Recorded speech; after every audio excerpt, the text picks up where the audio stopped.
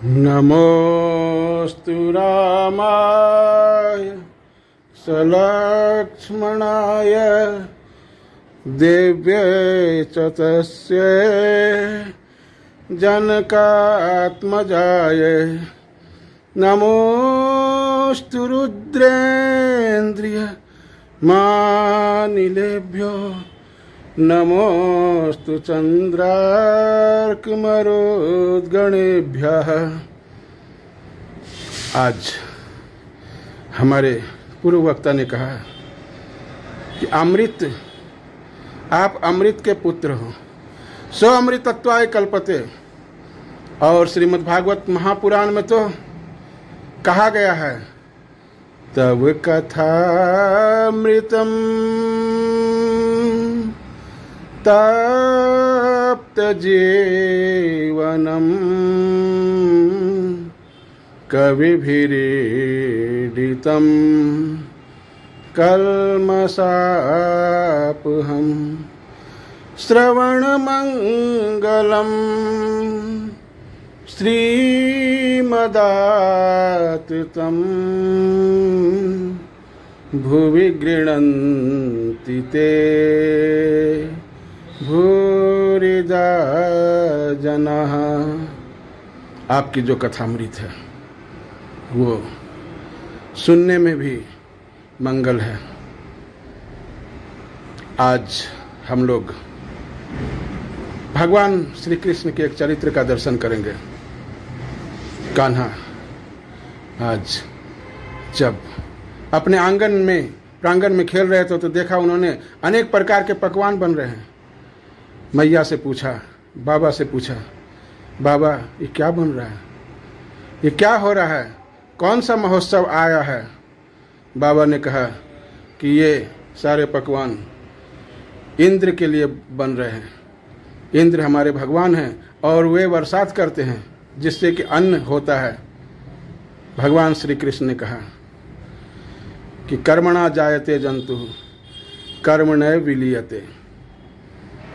मनुष्य अपने कर्मों से ही सुख दुख प्राप्त करता है और कर्म में ही लीन हो जाता है। ऐसे कर्म की परिभाषा बताई तो सब ने उनकी बात मान ली। बोले लल्ला तुम ही बताओ, तुम जिनकी पूजा करने कहोगे हम लोग उसी की पूजा करेंगे।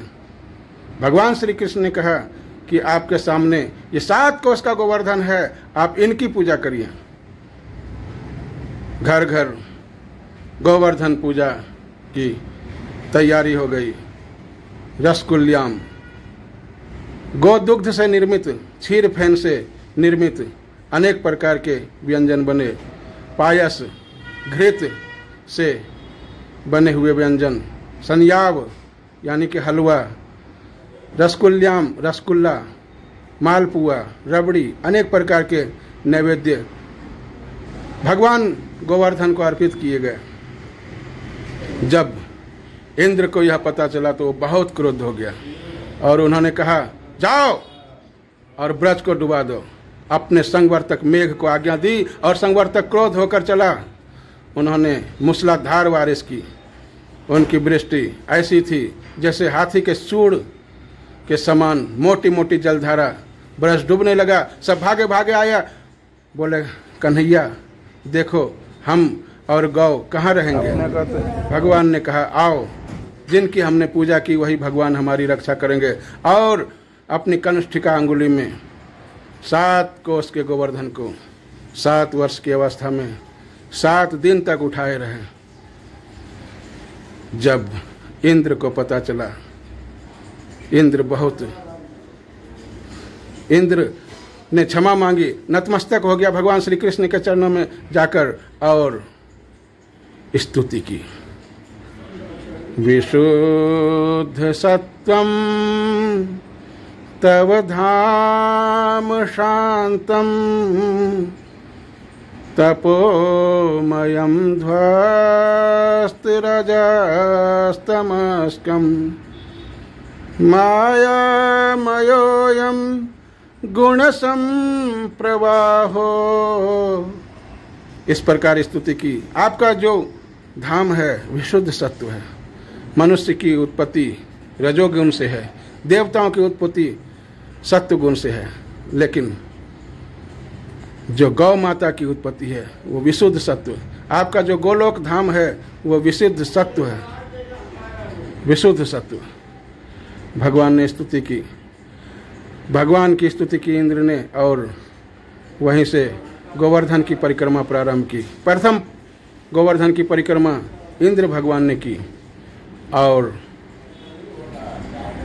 उसी समय जब भगवान से क्षमा याचना मांग रहा था इंद्र, उसी समय सुरभि माता आई, गौ माता आई, और ऐरावत के द्वारा आकाश गंगा से जल मंगाया गया। भगवान श्री कृष्ण का अभिषेक हुआ, और सभी गायों ने कहा कि हमारा इंद्र आज से आप हैं, गवाम इंद्रो इति गोविंदः। तभी से भगवान श्री कृष्ण का नाम गोविंद पड़ा। गोवर्धन, कहाँ है गोवर्धन? जहाँ गौवंश की अभिवृद्धि होती है, जहाँ गौ का संवर्धन होता है, वही स्थान गोवर्धन है। आप के यहाँ जो सबसे बड़ी गौशाला है इस समय भारत में, वही गोवर्धन है, जहाँ सबसे ज़्यादा गौवंश की वृद्धि होती है, जहाँ गाय की सेवा होती है। हर वह मनुष्य जो गौ की भक्ति करता है, गौ की सेवा करता है, वही तो गोविंद है। उनके हृदय में गोविंद का निवास है। हमारे गोविंद उनके हृदय को कभी छोड़कर नहीं जाते। जय गौ माता, जय गोपाल।